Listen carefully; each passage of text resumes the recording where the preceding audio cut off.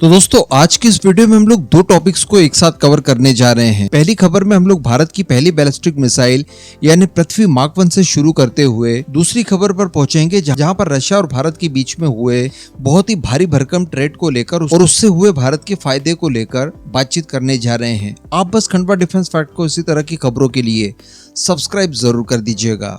तो देखिए, पहली खबर कोई खबर ना होकर एक ट्रिब्यूट होगी डीआरडीओ के उन साइंटिस्ट और उसकी पूरी टीम को जिन्होंने पृथ्वी मार्क 1 बैलिस्टिक मिसाइल्स का निर्माण किया और इसे लीड कर रहे थे डीआरडीओ के उस समय के प्रमुख और भारत के पूर्व राष्ट्रपति डॉक्टर एपीजे अब्दुल कलाम साहब। उनके साथ साथ पूरी टीम को एक ट्रिब्यूट दिया जा रहा है हमारे चैनल द्वारा, क्योंकि इन्होंने बहुत ही मुश्किलों का सामना करते हुए पृथ्वी बैलिस्टिक मिसाइल का निर्माण किया। इसको लेकर एक पूरी डिटेल वीडियो मैंने बनाई है, अगर आपने नहीं देखी तो मैं लिंक डिस्क्रिप्शन में दे दूंगा, आप जरूर देखिएगा। आपको पता चलेगा कि इस तरह की मिसाइलों को डेवलप करने के लिए कितनी परेशानियों का सामना उठाना पड़ा भारत को।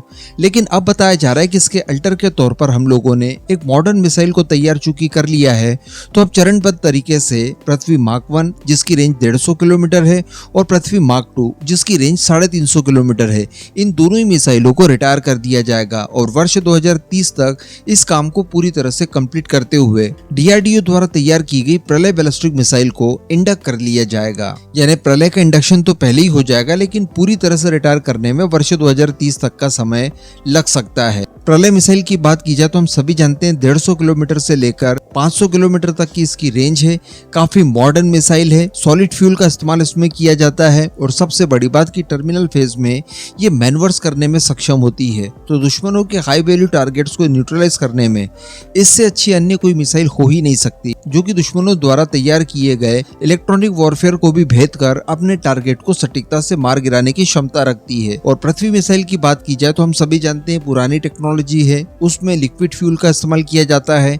इनका भंडारण करना, इन्हें लंबे समय तक रेडी टू वॉर रखना भी काफी मुश्किल था।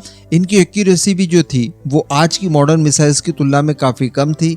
यही कारण है कि इन्हें अब रिटायर करने का फैसला किया जा रहा है। तो इस बात की घोषणा खुद हमारी स्ट्रेटेजिक फोर्स कमांड के द्वारा की गई है कि वर्ष 2030 तक पृथ्वी मार्क 1 और मार्क 2 दोनों ही मिसाइलों को रिटायर कर दिया जाएगा। अब दूसरी खबर की बात की जाए तो ये खबर भारत और रशिया के क्रूड ऑयल ट्रेड से जुड़ी हुई है। हम सभी जानते हैं कि भारत रशिया यूक्रेन वॉर के बाद से ही पश्चिमी देशों के तमाम दबावों को झेलने के बावजूद रशिया से लगातार डिस्काउंटेड रेट पर क्रूड ऑयल खरीद रहा है। नो डाउट अब डिस्काउंट के मामले में काफी ज्यादा कमी देखने के लिए मिली है, लेकिन अभी भी दूसरे देशों से खरीदे जाने वाले तेल की तुलना में ये तेल हमें काफी ज्यादा सस्ता मिल रहा है।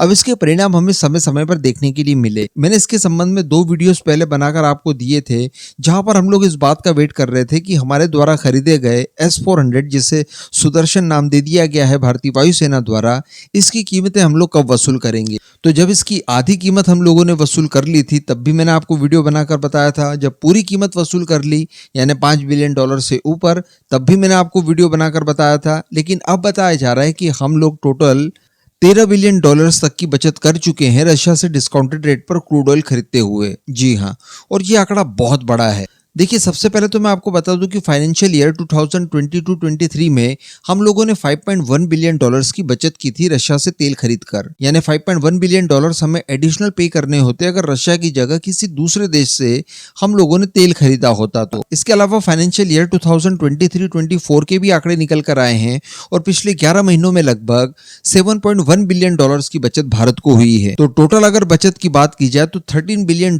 की बचत हमें रशियन क्रूड ऑयल के माध्यम से हो चुकी है। तो किसी भी एक क्षेत्र में ट्रेड के चलते अगर हमें 2 सालों में $13 बिलियन की बचत हो रही है, तो आप समझ ही सकते हैं कि ये हमारे लिए कितना ज्यादा बेनिफिशियरी साबित हुआ। इसी वजह से भारत ने पश्चिमी देशों द्वारा तमाम दबाव डाले गए हमारे ऊपर, उन सबको दरकिनार करते हुए रशिया से तेल की खरीद की गई और भारत ने सारे दबावों को फेस करते हुए, जहां पर वर्ष 2021-22 में केवल 2% क्रूड ऑयल हम लोग हमारी जरूरत का रशिया से खरीदा करते थे, इसमें 1700% की छलांग लगाते हुए हमारी टोटल जरूरत का 36% खरीदना तक शुरू कर दिया। तो इस तरह से सुदर्शन की खरीद में जितना हम लोगों ने पैसा खर्च किया था उसके 2 गुने से भी ज्यादा हम लोगों ने तेल के माध्यम से वसूल कर लिया है।